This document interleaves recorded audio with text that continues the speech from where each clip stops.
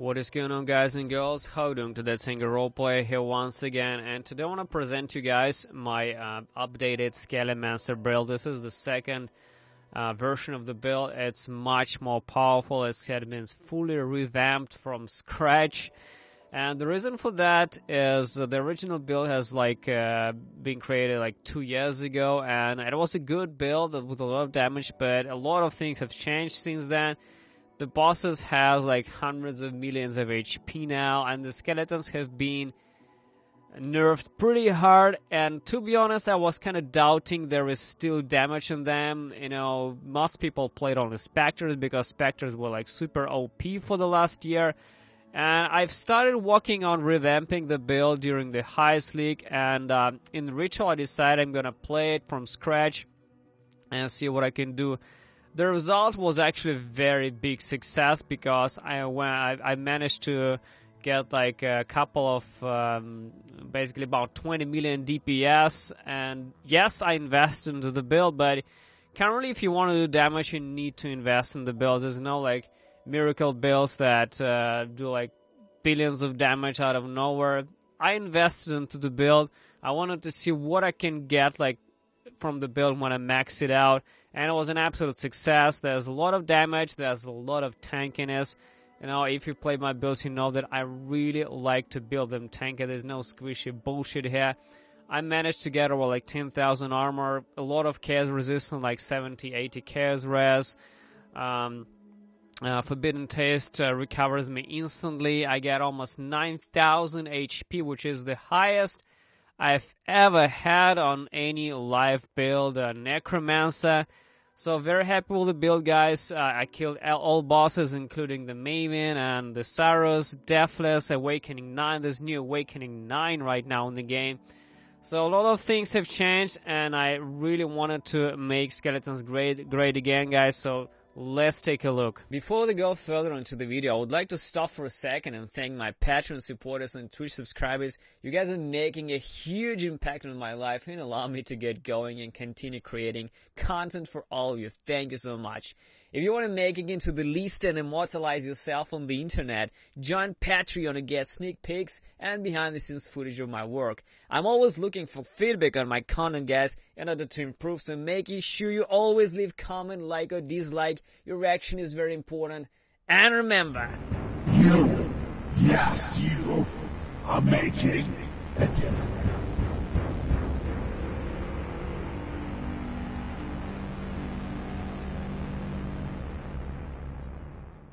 let's take a look at powder building, guys. This is my actual character. You can see all the stats over here. The leveling trees are in the top left, bottom left, as usual.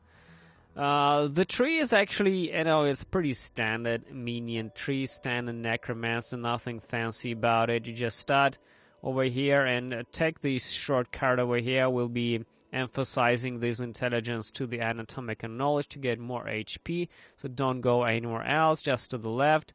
First I would definitely take some HP, just grab the Lord of the Dead, just grab the Heart and Soul, go to the Cruel Preparation, get some quick recovery to get this region up and going. The first priority I will probably concentrate on getting the Death Attunement over here. And going to the Sacrifice so that minions can regenerate, as well as Spiritual Command for attack speed. And then, of course, transitioning to the Righteous Army and Redemption, because this gives you damage. This gives you the minion damage as early as possible. So that's how you start. After that, it's mostly just gathering HP, getting Grave Pact. For anointment, Ravenous Horde is practically the best shit you can get because it gives you onslaught to your minions when they kill, which is very good for clear speed. They become like super insanely fast. After about level like 80, when you get some currency, you can generate some more wealth. I will start investing into the cluster jewels. This is a bread and butter of the build, and this is the reason why I wanted to rework this, because it's possible to beef up the damage with this. So what you're going to do, guys, is going to get one large cluster jewel with the Call to the Slaughter, Renewal, and Rotten Claws. Increased damage. Minions created recently have 10% increased attacking, cast speed, and movement speed. This is great for the skeletons because we always keep popping them off. Regeneration is 6% chance to deal double damage when they're on full life. And also chance to impale. This is very, very important to have over there. The more chance to impale you give to the minions, the more impale damage they have. And you see, like, I have 1 million like raw impale damage out of 2.5 million. So that's about like literally like 50% of the damage comes from impale. The second jewel is the medium, and it gives you Blasted, Rebirth, and Feasting Fiends. A Blessed Rebirth is the best thing, and you should get it as early as possible. Minions created recently cannot be damaged.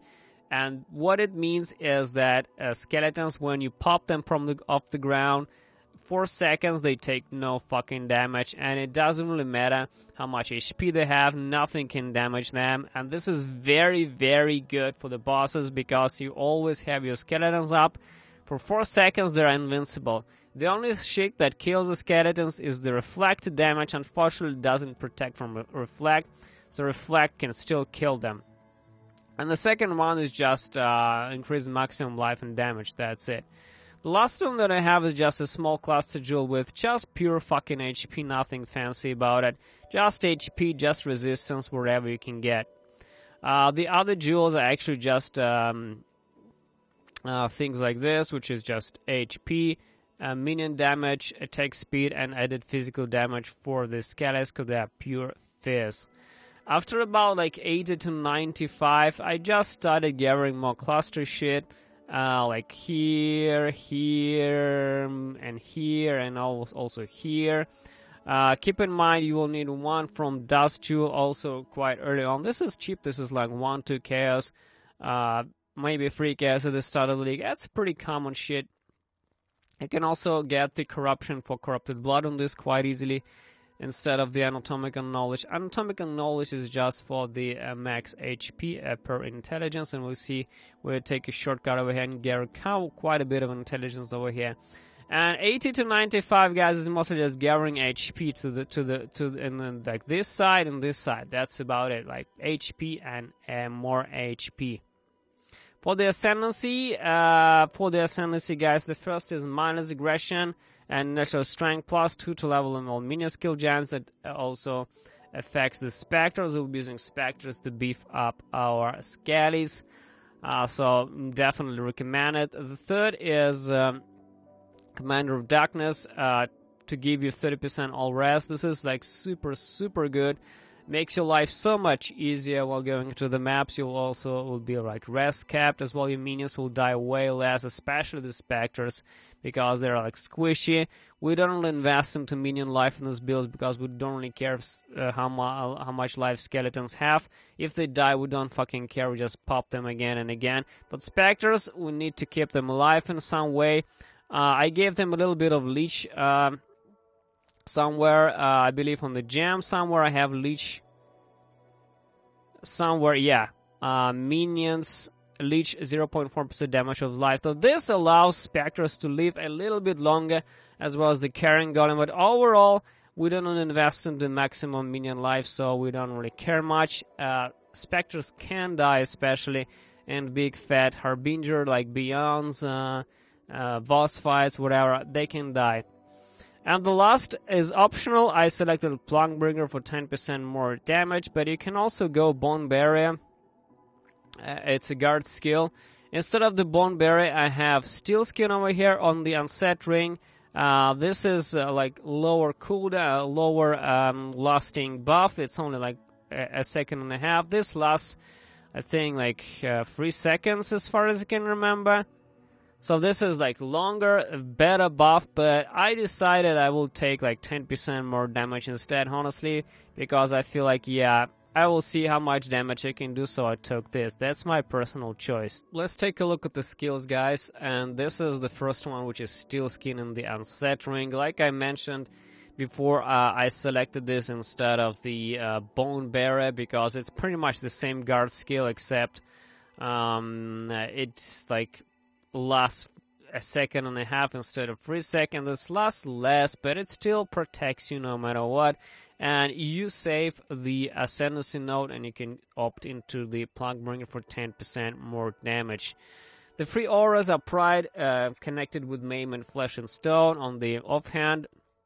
The 6-link Scale, I invested quite a lot on this. Val Summon Scales indeed, guys. Awaken minion damage, Awaken melee splash, Awaken multi-strike, Brutality, and Melee Fist. Melee Fist is here for single target. For the majority of the maps, I run melee splash, and I don't really care. The damage is still there for bosses, so it's just to show you guys the boss DPS here. If you select like this, it's like 1.5 million. It's not big of a deal anyway. Impale is mandatory indeed. Awakening Multi Strike, you probably question like, hey, this is like very expensive. Actually not. It was my goal during the league to just buy it, and I've been saving like my exiles, my currency, converting chaos into X. Chaos to X rates are still pretty fucking amazing without the bots. So 1x is cost like 80 chaos, and you just farm fucking chaos, convert into X, and multi strike was like 25x, I think. So it's not crazy, guys. It's not insane. If you can get it, you can get it. It doesn't matter. You can still use normal multi-strike and still pop a lot of damage. In the helmet, I have my Spectres, and this is the Elder Helmet with Minion Life. I have Race Spectre, Blood Magic, Feeding Frenzy, and Animated Guardian. You can actually drop an Animated Guardian completely from this. And I personally hate him because you have to babysit him. He doesn't really have that much life in my build because I do not invest into max life for the reasons because we are mostly playing skeletons, like I said. So he can't die potentially. He's still like very super tanky. A lot of HP on him, plenty of shit you can give him. But he can die, although he didn't die on Cyrus, but he can die on like, you know, the Breach Lord fights with a shit ton of elemental damage over there, and the DPS mods can just kill anything there. So mostly rely on Spectres, Feeding Frenzy, and Blood Magic. The reason Blood Magic is here is because Spectres use their mana to cast shit, even though they can increase the cooldowns on that. But without the Blood Magic, you instantly feel that they don't cast the frenzies as much as they should. But Blood Magic definitely helps, and without the Blood Magic, it's even pointless to use Spectres at all. Fridding Trigger on the first weapon, guys, is Vulnerability, Desecrate, and Flesh Offering to keep our corpses going, and Vulnerability, Cursing the enemies. More auras on the boots, Skitterbots for the Shocking Aura, Generosity, Enlighten, and Dread Banner. Dread Banner is very important for Impale. Absolutely mandatory, guys. And the gloves is just Carrying Golem with Fortify and Shield Charge. I use also Portal there because I'm pretty fast enough without the attack speed support. But if you want to like really become a zoomer, you can also add attack speed here. No big deal. Alright, guys, let's talk about the actual items that I have. The definitely strongest part of the build is the weapon. This is Convoking Von base. I have the full video with crafting process on this one and how to craft something like this. This is a big investment, and sometimes it's even easier to just buy it, just farm currency and buy it instead of crafting, because, you know, it consists of the crafting the base and then fossil crafting and then more high-risk crafting, which can result in like more currency spent instead of just going and buying it from the guy who just been luckier than you. So the one should have the Fractured minion increased damage and double damage as well.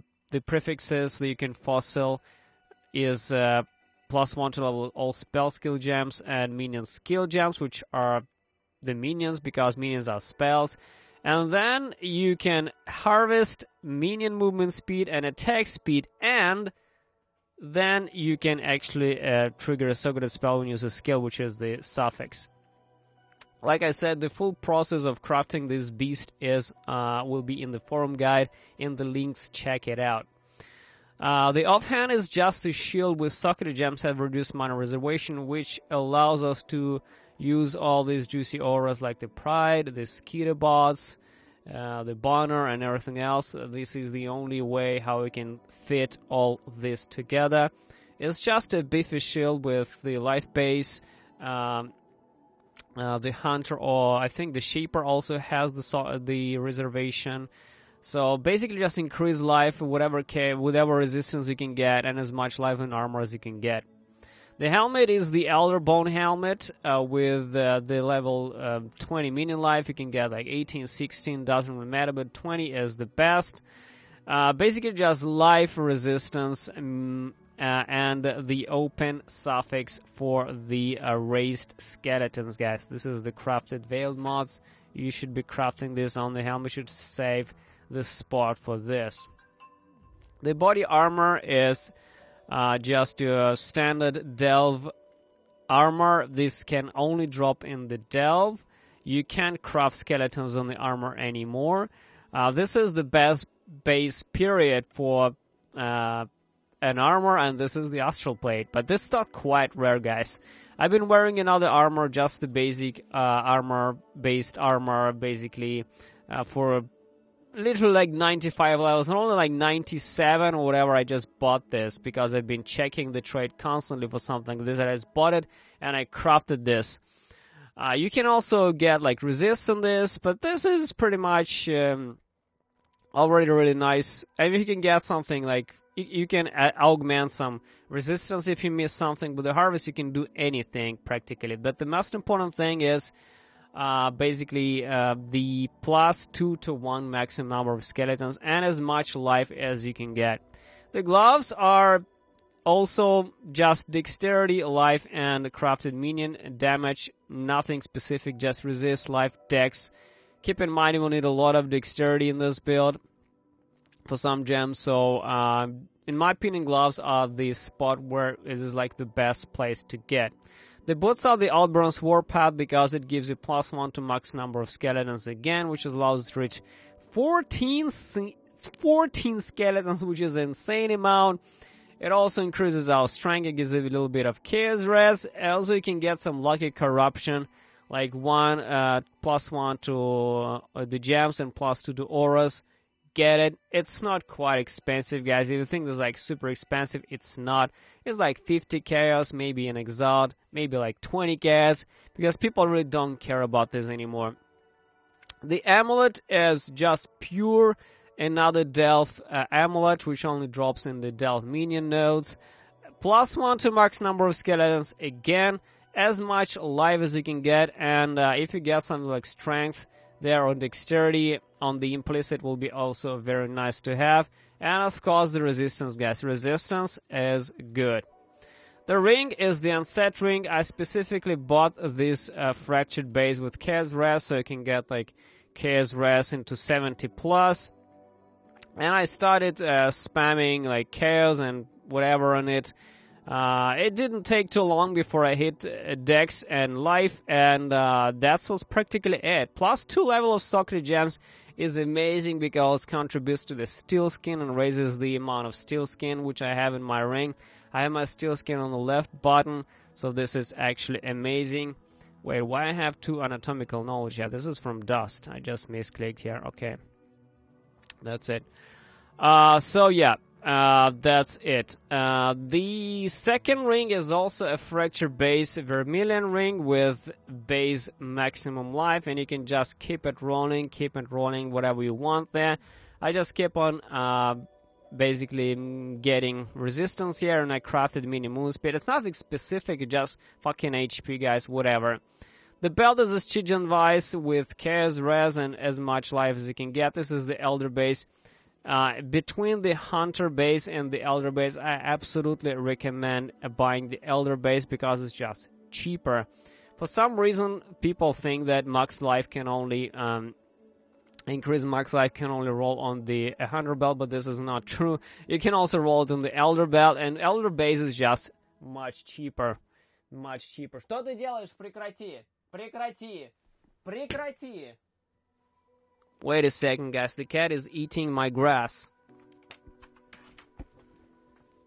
Что ты делаешь? Что ты делаешь? Я тебе сказал, не надо грызть. Okay. He was eating my olive tree.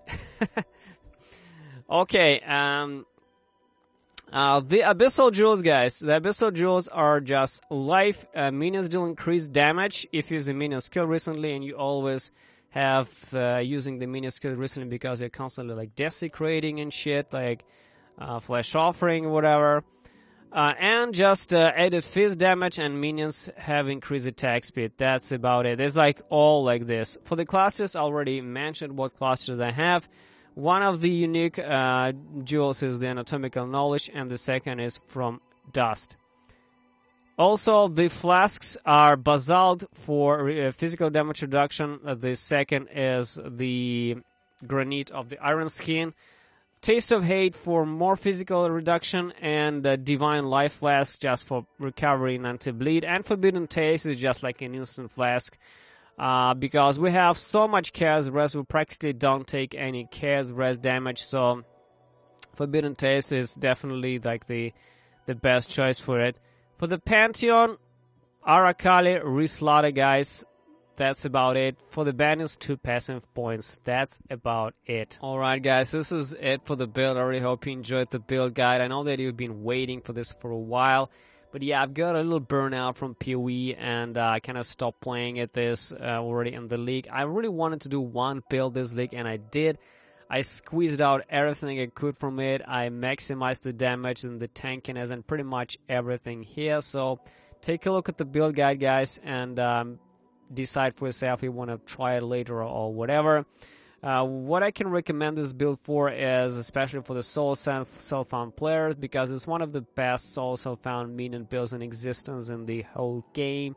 Whenever someone asks me for a solo self-found build, I definitely point them at this build, and it only got better. You can even craft the wand if you really know what you're doing, so no big deal, guys. It's just a project. So all in all, really good solid build, a lot of tankiness, plenty of damage, killed all content, good for mapping, good for bossing. Really nice solid stuff, guys. I really hope you enjoyed it. Thanks for watching, and see you next time.